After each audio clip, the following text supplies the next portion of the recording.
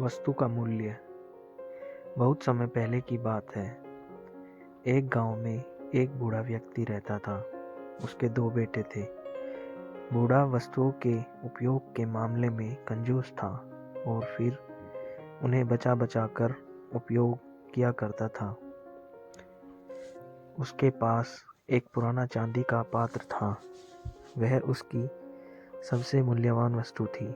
उसने उसे संभाल कर संदूक में बंद कर रखता था। उसने सोच रखा था कि सही अवसर आने पर ही उसका उपयोग करेगा। एक दिन उसके यहाँ एक संत आए।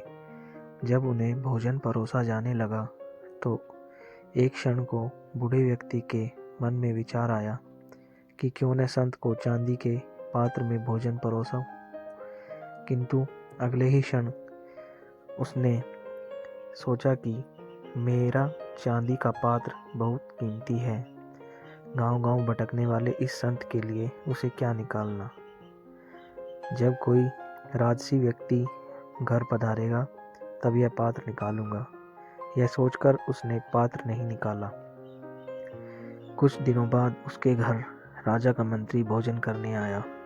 उस समय भी बूढ़े व्यक्ति ने सोचा कि चांदी का पात्र निकाल लूं, किंतु फिर उसे लगा कि ये तो राजा का मंत्री है।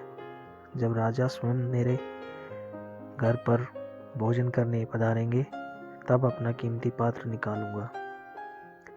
कुछ दिनों के बाद स्वयं राजा उसके घर भोजन के लिए पधारे। राजा उसी समय पड़ोसी राज्य से युद्ध हार गए थे और उसने उनके राज्य के कुछ हिस्से पर पड़ोसी राजा ने कब्जा कर लिया था। भोजन परोसते समय बूढ़े व्यक्ति ने सोचा कि अभी अभी यह पराजय से राजा का गौरव कम हो गया है। मेरे पात्र में किसी गौरवशाली व्यक्ति को ही भोजन करना चाहिए।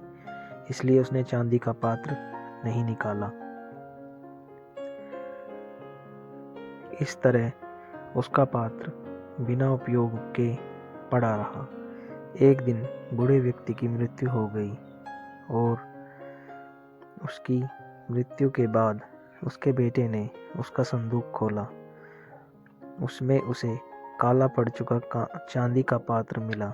उसने वह पात्र अपनी पत्नी को दिखाया और पूछा, इसका क्या करें। पत्नी ने काले पड़ चुके पात्र को देखा और मुंह बनाते हुए बोली, अरे इसका क्या करना है। कितना गंदा पात्र है। इसे कुत्ते का भोजन देने के लिए निकाल लो। उस दिन के बाद घर का पालतू कुत्ता उस चांदी के पात्र में भोजन करने लगा, जिस पात्र को बूढ़े व्यक्ति ने जीवन भर किसी विशेष व्यक्ति के लिए संभाल कर रखा।